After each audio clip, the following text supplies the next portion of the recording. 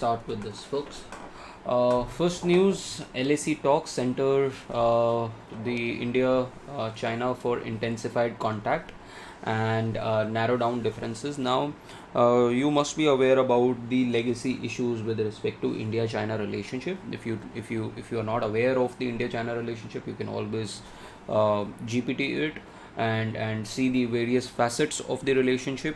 And but in general, what you should be aware about is that we have moved from just earlier we were only talking on the terms of what is called as working mechanism for consultation and coordination on India-China border affairs. So this is basically the working mechanism. This is basically under which the meetings take place. So you should be aware about this WMCC as a part of your GS prep, that there is something called WMCC where these meetings happen. And what has happened is, earlier only the military corps were basically corps were meeting, the heads of military corps were meeting, but now even the FMs are foreign ministers are meeting, and the idea is to contact even further and to narrow down the differences that we have, especially on the area of Eastern Ladakh.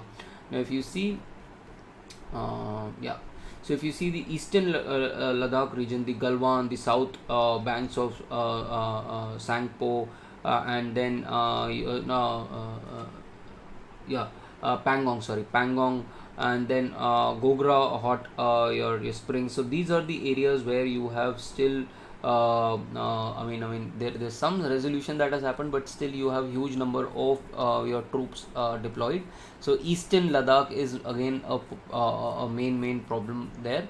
And as I told you, that usually the corps commanders talks take place between the two WMCC meetings, but this did not happen, indicating the diplomatic track being pursued rather than just the military track. So this is the development that has happened with in terms of the Indo-China relationship.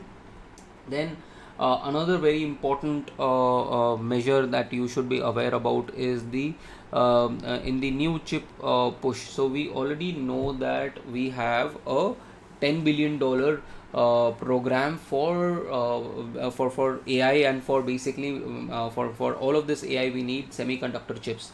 Now semiconductor chips, you must be aware, are very technical process. They require huge amount of energy, they require very skilled labor force, they require large amount of skilled workforce. Apart from that, you need clean water, absolutely pristine clean water, and clean environment. So this is very capital intensive, and in order to do that, you want these manufacturers to global manufacturers to come in India and then transfer the technology to Indian firms. So therefore we've already had 4 semiconductor proposals that we have cleared. I think 3 of them are in Gujarat. Just try to see whether 3 of them are in Gujarat. One is definitely in Assam. There is one with Tatas in Gujarat. Just find out the other 2. One is I think there's an independent one, and one is with Reliance, I guess. So we have these 10 $1 billion subsidies that we have given for manufacturing intensive program. Now what we are doing is, we have cleared these 4 chip proposals for chip fabrication plants. Now the original incentive was $10 billion for setting up these facilities, and now we have a higher outlay of $15 billion to stay competitive. Now this is basically, we want to, just like Taiwan, just like South Korea and US, we want to set up, because this is the era of chip war. Remember, this is something about chip war. So we've approved these fabrication units, as I told you, Tata with Taiwan's power chip, and 3 assembly plants being set up by Tata's Micron technology and Murugappa group. Just check where this Murugappa group is. I don't think this is in the northern part of the country. Then now what has happened is, the government is basically deciding to reduce the capex subsidy that is there. Now there are 2 kinds of testing plants. I want you to research upon these 2 kinds of testing plants, ATMP and OSAT. These are 2 types of plants. So one is conventional packing and the other is advanced packing. So for conventional right now what we are doing is, we are giving 50% subsidy for all kinds of package but we want to reduce it to 30% for conventional packing and 40% for advanced packing. Now try to understand what is this packing. Now you have a semiconductor chip.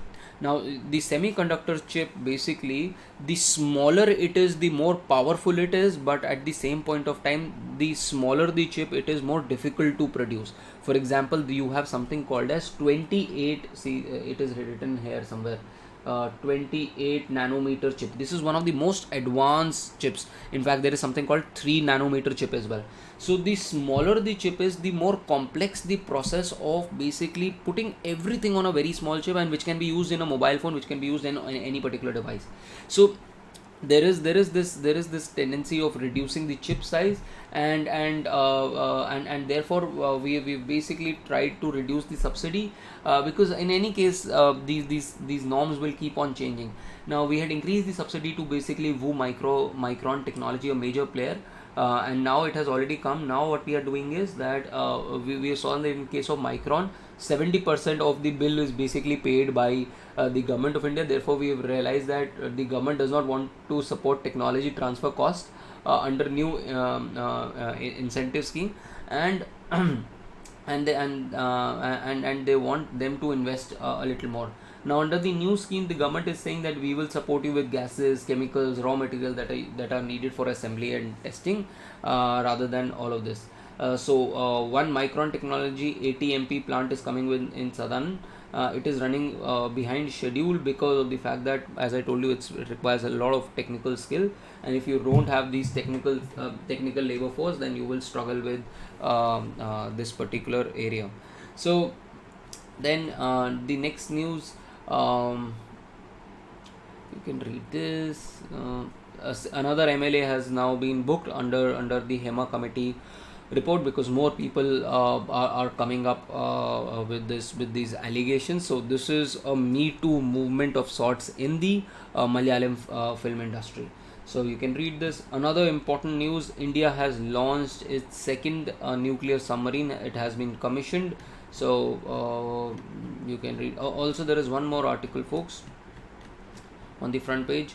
Compliance should be a low hum in the background So basically, what Madhvi Puri Boch is basically saying is that the compliance cost should be something which is omnipresent, but at the same point of time, it should not be imposing for any particular financial firm that we are struggling with it.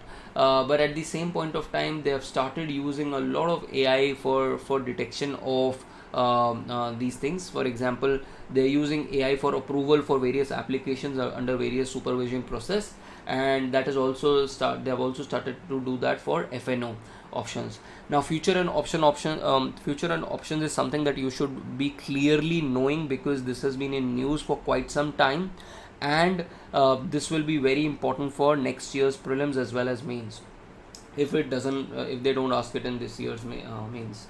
So this is something that you should know. Then another important news that you should have an idea about India getting its second nuclear submarine, which is the first was INS Arihant, and this is INS Arighat. Now you should be aware about all the programs of Navy.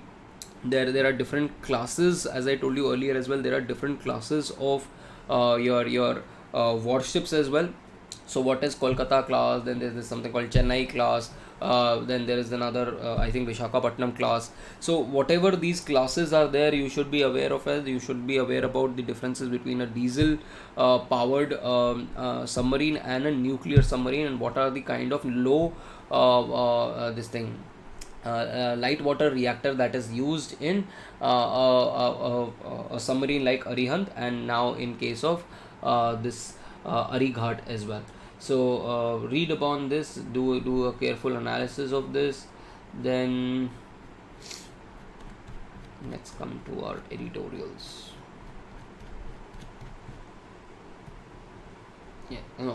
Explain page. Interesting news on the wings of microlight aircraft helping birds find their lost routes.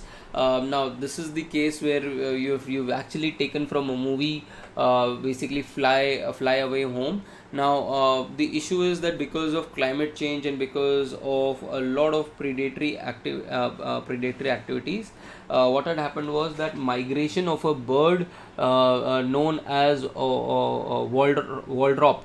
Now this is a bird which is basically operates in the region of northern Europe, and because they had lost their way and they have stopped migrating through a particular way, what these conservationists did was, first they had intensive conservation of these geese, and then once they grew up, they had this family attachment, so a person was attached to these families, and then this person would go along with them for these migrations, and that is how they have taught these birds migrating again toward that area that they were initially migrating. So a very very interesting news. I don't know where you will use this, but something which excited my mind, that how are we coping up with climate change, what are the kind of adaptations we are doing in terms of this adaptation in terms of climate change. So important news. Then Jujitsu and Akaidio. Now these are two kinds of martial arts. Now Jujitsu is very very famous. If you have ever heard of it, it's basically a Japanese form of martial art where you use the energy of the opponent, and it's a soft basically art. Now what happens initially, why was this introduced? It was introduced because samurais in general were very very, I mean, they had too many swords, and then they had a very big this thing jackets that they would wear. But suppose in a battlefield, if they lost their sword, if they are not having any kind of sword with them, then what should they do? Then this was the art which was basically hand to hand combat. Then how to use the energy of your opponent, and reverse that energy, rather than neutralize that energy by joint locks and throws and stuff. So something like this was jiu-jitsu, which is also called as gentle art. But then there is another version of jiu-jitsu, which is basically the Brazilian jiu-jitsu, which is very very popular, and it's again a self defense. It's a very important self defense technique, and it is very famous because in MMA fights, if anyone of you follows MMA, in MMA fight, what happens is even a small person can defeat anyone with a large bulky individual, with respect to this. And I have been a victim of jiu-jitsu, victim in the sense that I was there in Amsterdam last year, and I was just sitting with someone, and he looked very frail, and we were just drunk, and we were having a banter, and he told me that since I do workouts, he told me that I can put you down in 3 seconds.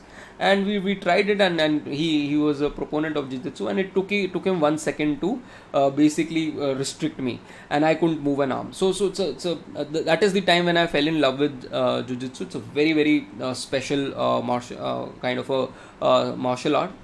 Then the Akaidio is also a offshoot of this, but in the way that you don't want to harm the offensive person, you just want to defend it while not hurting the offender. So these are the two differences. You can read about it. Plus you should also know, from a prelims point of view, you should also know all kinds of different martial arts that are available in India. India has a number of different martial arts. For example, you have something called as Kalari Pattu. So you should know all these different. Gatka is another kind of dance plus martial arts that is prevalent in Punjab. So you should make a list of it, and the differences between it, very very important for prelims point of view. Then you have the next article, Assam's Muslim Marriage Law. Now Assam, again, if you remember, we recently read about the marriage law in Himachal Pradesh, which talked about increasing the age of marriage for girls to 21. Now understand, this is not what is written in this particular article. Let us understand the National Family Health Survey data. Now the National Family Health Survey data basically says that the maximum number of maternal mortality rates are in Assam. So Assam is 3 times the I think the 3 times the national average. It's around 100 for Assam. Now the reason that it is 100 is that very young girls are married in Assam, especially in the Muslim community. Girls which have just reached puberty, girls which have not even reached puberty, have been married, and once they start carrying a womb, even before the age of 18, the chances of maternal mortality are extremely excuse me, are extremely high. So this is the background which the article doesn't give you. Now try to understand that what has happened. Now the case is that in the traditional law of 1935, which is the Muslim Marriage and Divorce Registration Act of 1935. Now what this act says, this act says that anyone who is registered as a qazi, so any particular Muslim who is registered in the state as qazis, and these are basically deemed to be public servants, anyone can go and register their marriage with qazi, and all the qazi needs to see is that the girl has reached under the traditional Muslim rights, you have that the girl has reached the age of puberty. So this is what this says. There is something somewhere here. It says yes. So under the Muslim personal law, the marriage of a bride who has already attained puberty is considered valid, and puberty, by the way, is presumed in absence of evidence on the completion of age of 15, but you can also reach this at the age of, say, 11, 12 as well. So this is something which is absolutely wrong, and you have and there is a scourge of child marriages in Assam, whereby an older man is marrying someone as young as 15 years old child. So this is something which was troubling the state machinery, and they've said that we are abolishing the entire machinery of qazis. Now anyone who has to register a marriage will have to register a marriage under the sub registrar, and the government has this marriage and divorce registrar under the jurisdiction, who is the sub registrar, and anyone who wants to do a marriage will come there and register it. But one of the issues in this particular act is that provisions of Special Marriage Act has been invoked here. Now if you are a Hindu, you can marry your partner and then go to the sub registrar and then get your marriage registered. In case of Special Marriages Act, especially in Special Marriages Act are applied in case of inter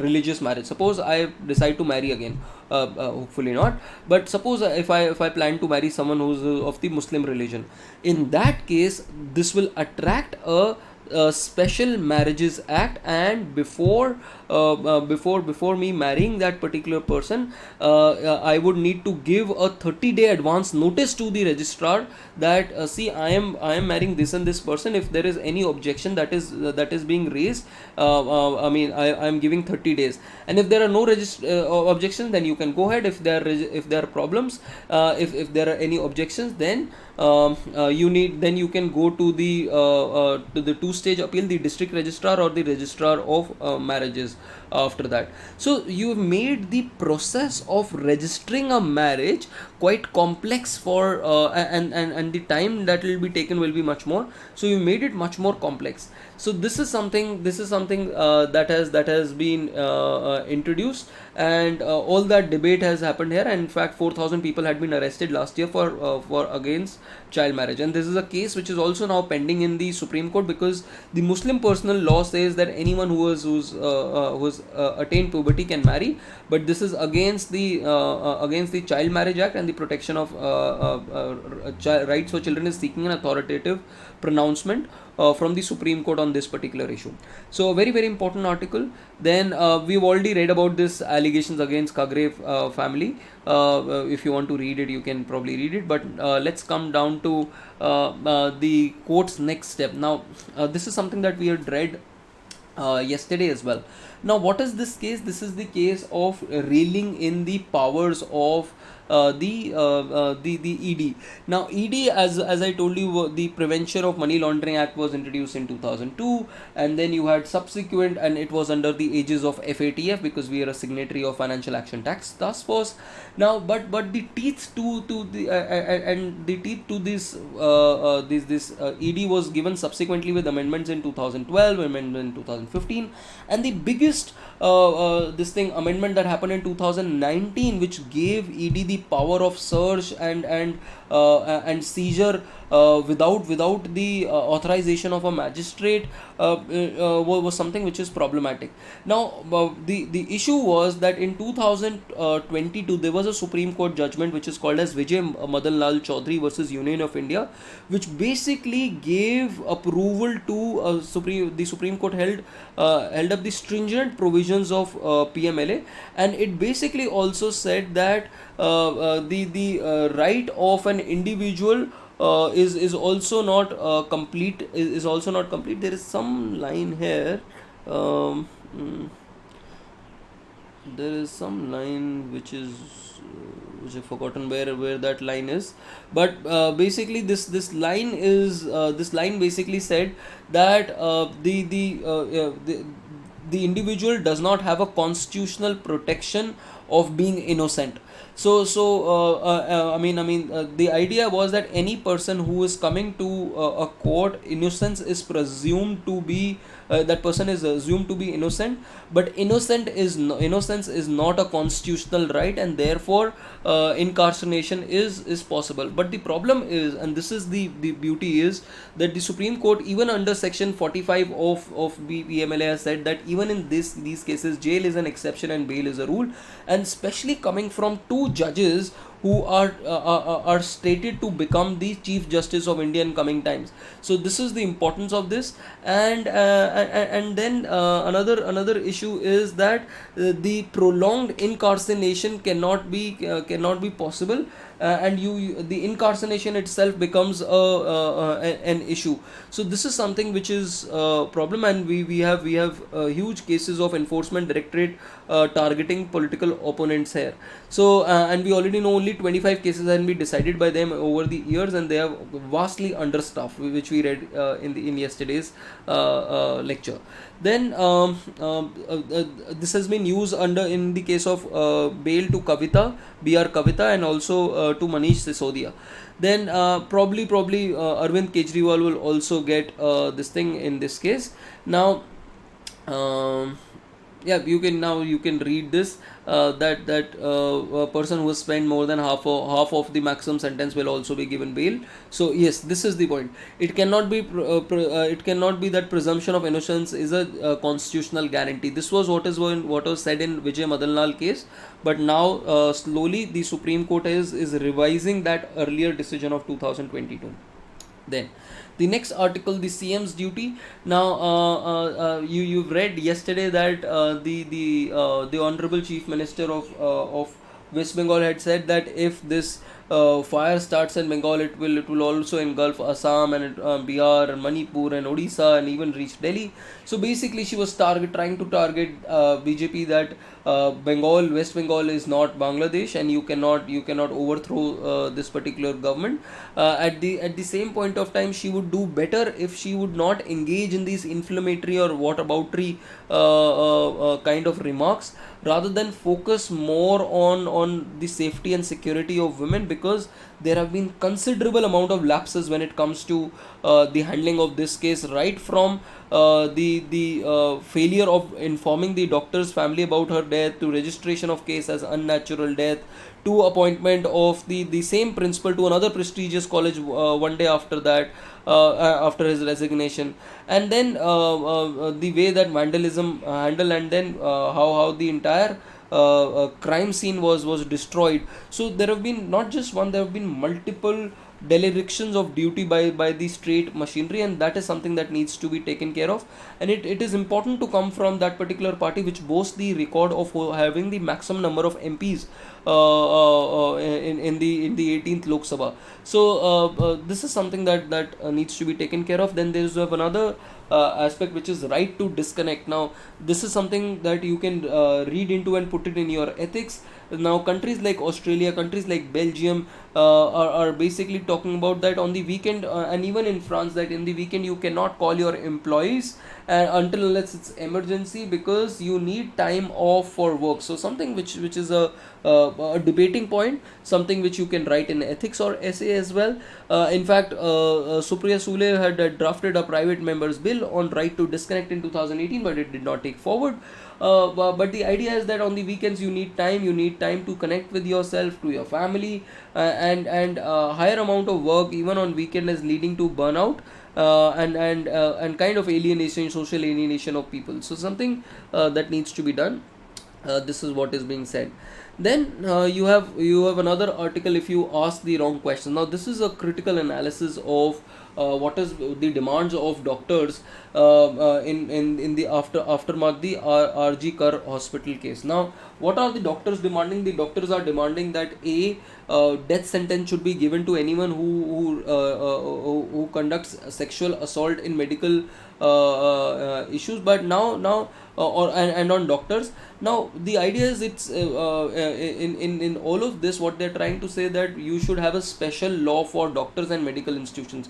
The problem is not lack of laws. We already have very stringent laws against rape and sexual assault, but the idea is to implementation. And rather than just focusing on doctors, why basically say that nurses are not eligible for it, or say janitors are not eligible for it, for teachers are not eligible for it, students are not eligible for it. So we cannot have a pinpoint law for just for medical institutions. We need to think widely about that. It is not the person, it is not the doctor who was attacked in this particular case. It was a female who was attacked. It was a woman who was in her workplace who was attacked. So anyone who is in a workplace should be protected. It should not be a very restrictive kind of a law that you are seeking.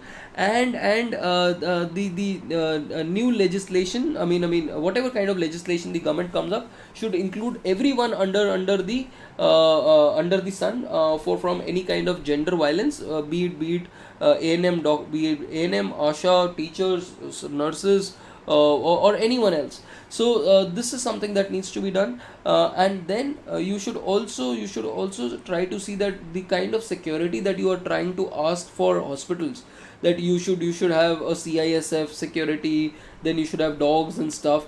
Now that will make the hospital space much more unwelcome. We already do not want to go into these private hospitals because of the kind of services that they provide, and they are unwelcoming. By putting up all these surveillances methods, you are again going to make it as a closed space.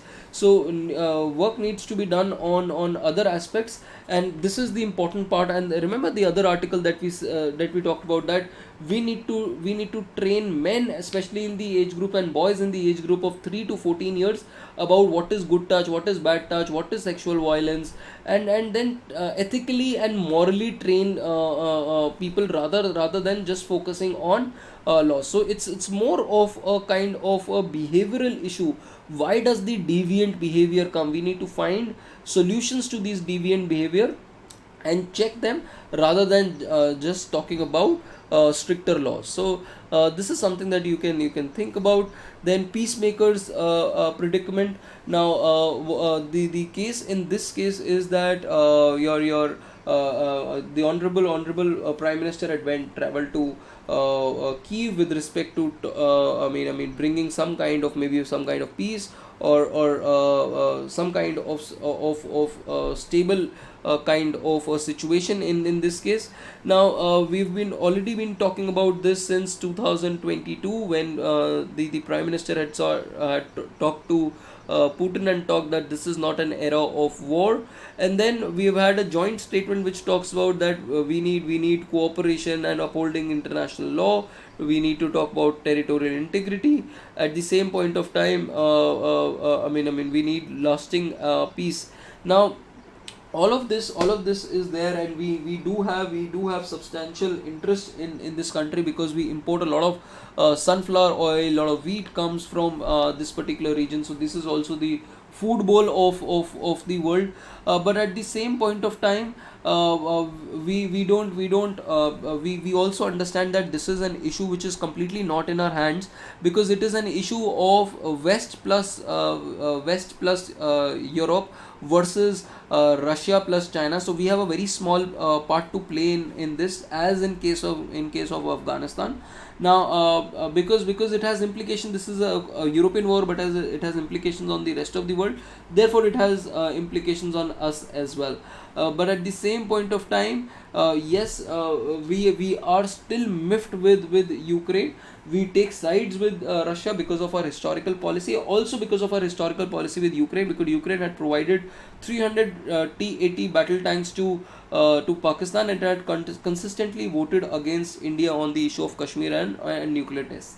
So this is what the case is.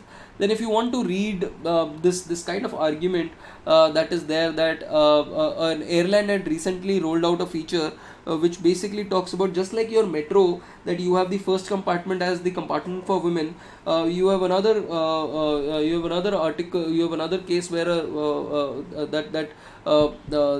an airline has said that you have certain seats which are reserved for women and the other seats are for everyone else. So there has been debate between Ashwini Deshpande, who's a professor of mine from Delhi school, now moved to Ashoka, and Rama Bijapukar. Now both of them are saying, so she says that there is no segregation is no answer. What we need to do is that the airline should basically check all kind of deviant behaviors, but she says that Indigo, by creating this, basically has increased the ability of women, a more amount of freedom, because women at times don't want to take the middle seat. They would like to travel in an expensive airline but take an aisle seat, but not a middle seat, because of the fact that they find it uncomfortable to sit with men. So the idea of pink color seats is something which is being talked about in this particular case. So probably you can read these two articles with respect to that, but nothing very important from our point of view. Then coming to economy page. Now another issue that has been troubling the country is that the large number of patents that have been rolled out by the patent office. Now the patent office, basically under the controller general of Controller General of Patent, Designs and Trademarks, had basically given an outsourced this work of giving patents to QCI, and QCI, Quality Council of India, had basically hired people who are not government officials, and who are basically temporary employees, and they were basically giving out patents, and the number of patents that were given out were huge in number. And because of all of this, what the Department of Promotion of Industries and Internal Trade has done, they have taken over the office of they've taken over the IT department of this patents, design and trademarks, and they will now basically give these patents instead of this work being given outside this thing. So read this article. It was a major issue, and there was a fight between these two offices, and now how this is being resolved. Then other issue, Moody's raises India's growth forecast, and Fitch affirms sovereign credit ratings. So Moody has basically increased India's economic growth forecast to 7.2% from 6.8%, and both of them are basically credit rating agencies. There's another credit rating agency which is called Standard and Poor. These are the three major global ratings. One is called Standard and Poor, the other is Moody's, and third is Fitch. So all of them are basically increased our this thing ratings. For example, Standard and Poor has revised India's credit rating outlook from stable to positive, and it has indicated that India's sovereign credit rating is at the lowest, investment grade. So there is something called as non-investment grade, which comes after this. But we are saying that we are investment grade, and since our fiscal deficits have reduced, our current account deficits have reduced, inflation is under control. Therefore, Fitch has also increased our ratings in further go. So this is something that you can read. Then last part of the newspaper. Wait a second. If you want to read about Sheetal Devi and then the sensation shoots an incredible 703, a new world record. Maybe you can read, put this as an example of conviction and how you can come against all odds to be a champion at the world stage. So something for you to write as an inspiring story. Even you can use the case of Djokovic as well. So with respect to this. So this is all about our newspaper for the day, folks. Now we will meet on Monday for our discussion on the newspaper of Monday. Thank you very much. Enjoy your weekend. I'll see you next week, guys. Bye bye.